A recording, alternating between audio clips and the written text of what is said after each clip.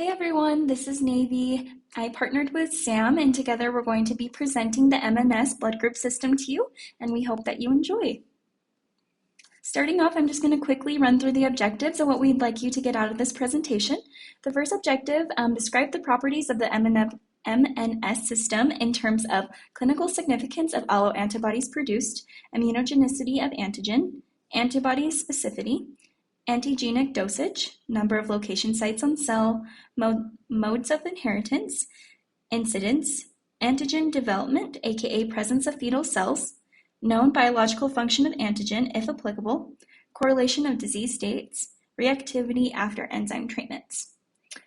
Objective 2, compare and contrast the MN glycophorin and big S little s glycophorin and the amino acids that constitute the antigen sites of each. Objective 3, describe the following terms of antigen frequency and describe the clinical significance of the antibodies directed against them. This includes M, N, big S, little s, U, UVAR, and ENA. Objective 4, describe in detail the characteristics of anti-M, including the following: whether the antibody is RBC immune, non-RBC immune, or both, antibody isotypes, and how antibody reactivity can be enhanced in vitro. The last objective is define and describe the anti-NF antibody. So I thought I would start off by giving you a quick, brief history overview of the MNS blood group system. So to begin, in 1927, Landsteiner and Levine immunized rabbits with human red blood cells, and they were looking for new antigens in this process. They were able to recover anti-M and N from the rabbit sera. So therefore, the MN became a blood group system. And this should be noted that the MN system was actually the second blood group system following the ABO. In 1947, Walsh and Montgomery discovered big S and its anti-theoletical partner, little s, in 1951. They noticed that big S and little s were genetically linked to MN, and therefore they added both S's to the MN blood group system, and therefore it became MNS. Next, we're going to be talking about how the U antigen came about. And so in 1953, a high-frequency antigen, also known as U or universal, was discovered. Greenwald and his associates discovered that RBCs that carry the U antigens also carry big S, little s antigens. This outcome resulted in the universal antigen becoming a part of the MNS blood group system. So currently, there are 43 antigens in the MNS blood group system that are recognized by the International Society of Blood Transfusion. The ones we're going to cover include M, N, S, and little s, and the U antigen. The ISBT symbol for this blood group is MNS, which is very easy, and the ISBT number is 02. The gene symbol is going to be GYPA or GYPB. And so what that essentially means is just glycophorin A or glycophorin B, but this is just the gene symbol that we use for those. The glycoproteins that carry carbohydrates are also known as glycophorins. Glycophorins A and B are very important in this blood group system because they actually carry the MNS system antigens. So, pop quiz review: which routine blood bank enzymes enhance reactivity and which destroy antibodies reactivity? And so, those that enhance, again, is Pickler. So how I remember this is little kids pick their nose. So you have P1, I, KID, Lewis, and RH. And those that are destroyed or they have a decrease in reactivity include Duffy, MNS, and then Chido-Rogers. We remember this as demons destroy Chido-Rogers.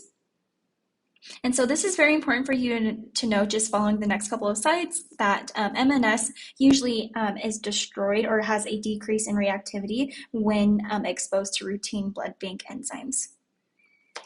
So let's start off with glycophorin A. It is interchangeable with the term GPA. So glycophorin A contains both M and N antigens, MNN are located at the end of GPA, and so this allows for MNN to easily be destroyed by routine enzymes. And so I've made this little graphic at the bottom here. So as you can see, M and N are going to be affected by things like papain, which comes from papayas, phycin, which comes from figs, and then also ZAP. If you don't remember, ZAP is a combination of both DTT and papain or phycin, so it's a mixture of both. And then M and N antigens are not affected by DTT or AET all by themselves. So you do have to have the combination of the papain and the DTT in order for it to work. So M and N, we're going to talk about the differences because they are very similar in the fact that they're both on glycophorin A. However, what's different between them is actually coming down to the amino acid composition. And so for the M antigen, the first position is going to be serine, and then the fifth position is glycine. And so I like to remember this as Madison Square Garden 15. So Madison for M, square for the first position, and then G for garden, the fifth position. And then you have the N antigen, and this is going to be, the first position is leucine, and then the fifth position is glutamic acid. And so how I remember this is 15 nice looking glutes. It works for me. I hope it also works for you. Next, we're going to be talking about glycophorin B, also known as GPB. This contains big S, little s, and U antigens. So it should be noted that big S and little s are further down on GPB than M and N are on GPA. And so I will show you a picture of this or a little graphic, so that way it makes a little bit more sense. But even though big S and little s are closer to the RBC membrane, they're still able to be destroyed by routine enzymes. All of them except for trypsin. I'm not 100% sure of why that's the case, but trypsin does not destroy big S and little s. And then you have U, which stands for, again, universal antigen. This sits very closely to that RBC membrane or that lipid membrane, and so it's usually resistant from routine enzymes because of how close it sits to that lipid membrane.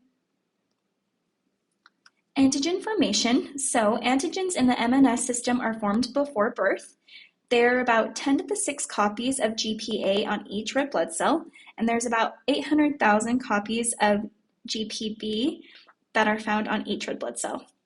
There are more copies of GPB on big S positive, little s negative than there are big S negative, little s positive. So again, if we're talking about the differences between big S and little s, because they both sit on that glycophorin B chain, we need to know what's the difference between them. And again, that comes down to the amino acid composition. And so on the 29th amino acid, they are slightly different. And so for big S, you're going to have methionine, and for little s, you're going to have threonine. So I have this beautiful image that I have made for us. And as you can see, so you have that chromosome at the very tippy top, and I've labeled it chromosome 4 because this is where this can be found. And so if you go on the left side of the image, we start with gene 1, which again is known as glycophorin A, so the GYPA. And then you have the alleles, so we'll just have a little 1 and a little 2.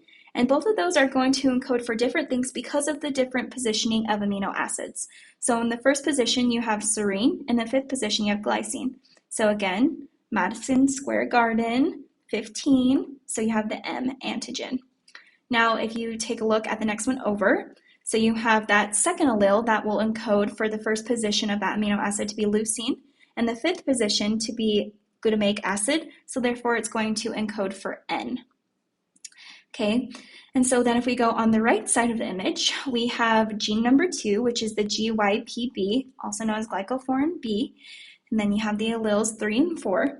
So allele number 3 is going to encode for amino acid number 29, methionine, which is going to encode for antigen big S.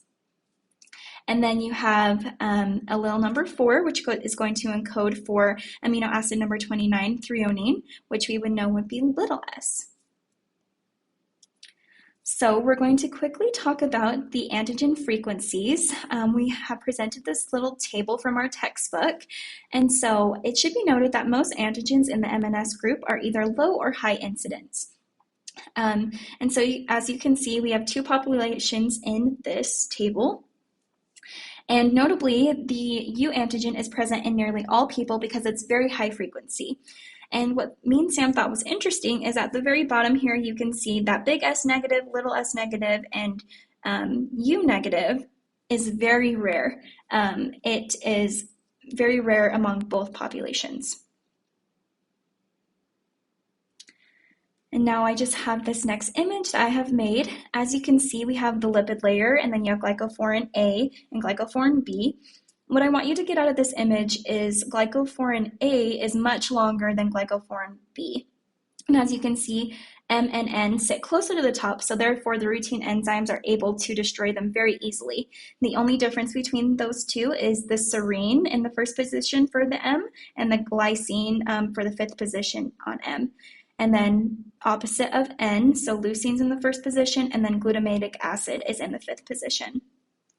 And then as you can see for glycophorin B, you have big S, little s that's in the middle of that glycophorin B, and then those are easily destroyed by routine enzymes. And then you have the universal antigen, which sits almost on top of that lipid layer or that RBC membrane, and therefore it's resistant to being destroyed.